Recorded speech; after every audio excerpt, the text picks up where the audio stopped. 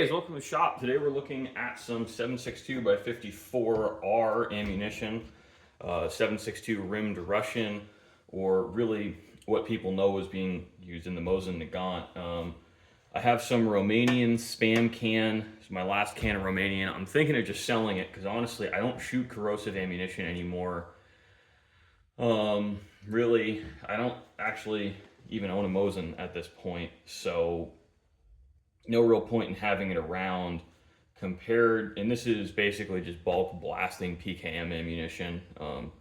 Back when I was shooting a Mosin a lot more, or when I was shooting them at all, I was seeing 4 to 8 inch groups with it, off arrest. So really not very accurate stuff. I had one can that was pretty good, 3.5, 4 inch groups. I've had a couple cans that sucked. It's really, you don't know. Um, you know, I don't have anything left in the paper wrapping. I've just got a Nalgene bottle full of loose steel. This is actually mild steel core. So for those of you who aren't familiar with the construction of this bullet, this is a mild steel core wrapped in lead, wrapped in basically pure iron with copper cladding. These are bimetal bullets. I've heard them referred to. I've heard them referred to as light AP. They're really not. These, in all honesty, don't perform better against steel than the same weight bullet being launched at similar velocities.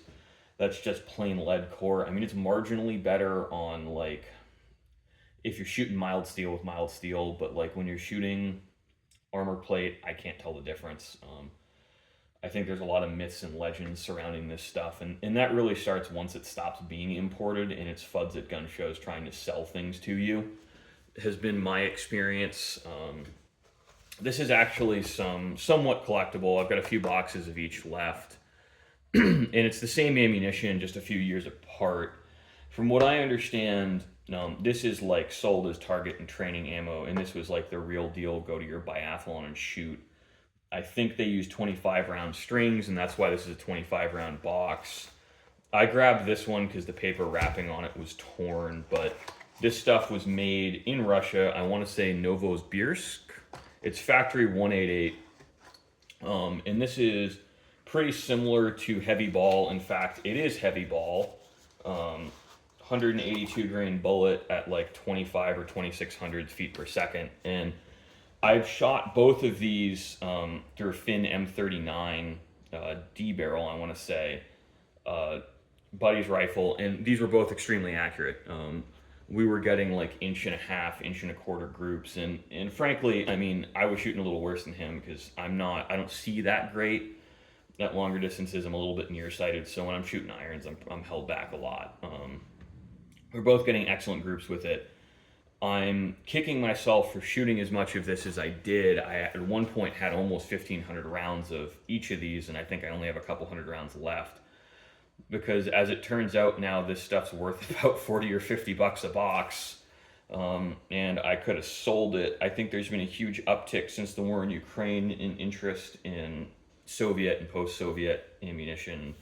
And this stuff's really interesting from a collectability standpoint because there's never a ton of it made, and there's certainly not a ton of it left. I actually bought this stuff, came in spam cans, and I opened the cans, and I'm really regretting that because I looked at it and I'm like, I think there was 2 or 3 lots of this stuff sold ever in the U.S. And in the cans, I think I found a can for sale on Gun Broker, and it was like it had sold for 600, and I'm furious at myself for that. You don't know what you don't know as a kid. But it's really interesting ammunition, like very, very accurate. I think it's not sniper ammunition. Like when I did Google Translate on this, it's like cartridges for target. The sealed nature of these in the individual packets makes me think it's for competition where you're issued ammunition. The only information on this stuff I could find is that it's either Olympic match, like actually for the Olympics, or it was for biathlon competitions within the Soviet Union. And it's kind of interesting.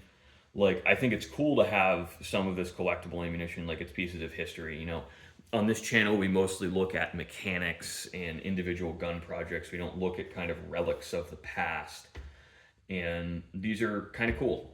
I don't ever expect to see more of this, so I'm going to be keeping a couple boxes, and I'm going to a gun show, so I'm probably going to sell the rest of this, get what I get for it. Um, I'm certainly selling the spam cans. Like I've got one cool, I think it's Russian spam can left, and I'm keeping it kind of as like a memento of yesteryear, back when you could buy these things for $60 with free shipping. I don't even know what they're. I looked a few different places, and they're going between 250 and 350. I would expect Romanian to be on the lower end of that because no one really cares about Romanian ammunition. Um, and I think stuff like this will probably sell at a gun show for like $30. I don't think collectible ammunition is kind of hard to sell, if just like from a business thing, because people generally speaking, they don't really get it at gun shows. Gun shows are great for like whoever buys this is probably going to go blast it into garbage and throw the box out. I picked two of the damaged boxes just to open up and show you because I've got a few more of these still sealed. And, I think what's probably going to happen is whatever doesn't sell is going to get buried in an ammo can somewhere. And when I die, whoever deals with my estate is going to go shoot like hot water heaters with this stuff.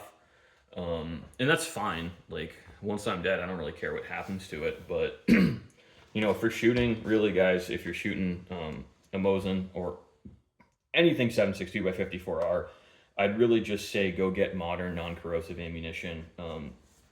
With ammo prices the way they are today, I almost don't feel like steel case is worth it, because when steel case is $18 a box or $15 a box, and brass case reloadable ammunition is $25 a box. Like I know which one I'm buying because I'm a reloader.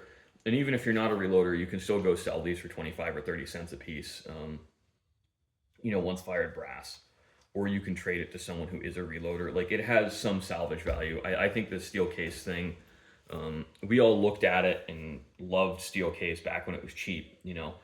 I can remember the days of thinking really hard. I'm like, well, I can get spam cans, and it was like 15 cents a round, but I can go get non-corrosive for like 19 cents a round. So I get a little bit of both, and I shot the non-corrosive, and I kind of stockpiled the spam cans. I actually got laid off kind of at the end of COVID, and I wound up selling my Mosins and a few of my spam cans to pay my bills for a couple of months. And hindsight being what it is, I know I could have sold them for more, and I don't regret selling them. I just regret kind of being desperate at the time. It turns out everything did turn out all right at the end, but I think in a way I almost want to hang on to this can just because like the memories. It's come with me from Connecticut to Maine, back to Connecticut, up to New Hampshire, back to Connecticut, up to New Hampshire again, and it's traveled with me, and I've had this particular can now for like 14 years. So I wouldn't say I'm emotionally attached to it, but I'm nostalgic about some of the memories I've had with it, and I've been a shooter for a long time. Like, when this stuff was super cheap, I was blasting, a spam can every 2 months practically, or sometimes even every month. And I really fell in love with Mosins, and they got me into surplus rifles. And when this started drying up for Mosins, it's why I started casting my own lead bullets and getting deeper into reloading beyond just like surface level soft point hunting ammo, and kind of like less expensive blasting ammo, so I could shoot my 30-06 more, because I really love that rifle. It's another thing I sold and wish I never did. There's some things that I don't regret selling. I don't regret selling these Mosins. I see them enough in the shop here now that I see them enough to not get too nostalgic about them. How about that? But I am nostalgic of like the cheap ammo days and going out to the gravel pits with your friends and just like carefree blasting. I think at one point, and it was a little bit before I started buying them, there was a point when 22 LR and surplus 54R were the same price. It was kind of this like weird time right around Sandy Hook where this stuff didn't go up in value that much because people still thought Mosins were cheap shit, but 22 LR just exploded for some reason. I don't know why. It always does during these panic buying periods. It's that and 9mm are usually the worst offenders. But I could get two spam cans delivered for $100, so 880 rounds, or I could go buy a brick of 550 or 522 Federal for $50. And I was looking at it and I'm like, rimfire, 54R.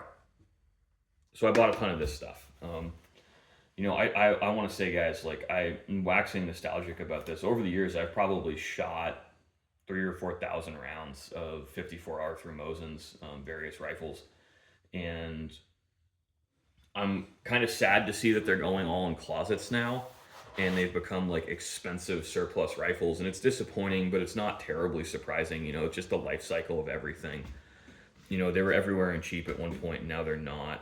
And there's still millions of them sitting in storage in Eastern Europe, but with the whole war in Ukraine and the Russian invasion, I don't ever expect them to come back into the US in any real numbers, unfortunately. And I think it kind of sucks, though, because we were getting a lot of our ammunition and rifles out of Ukrainian stocks, and it's, from what I understand, it's actually part of how they funded rearmament, is just selling their old obsolete crap to the US, and we ate it up and loved it.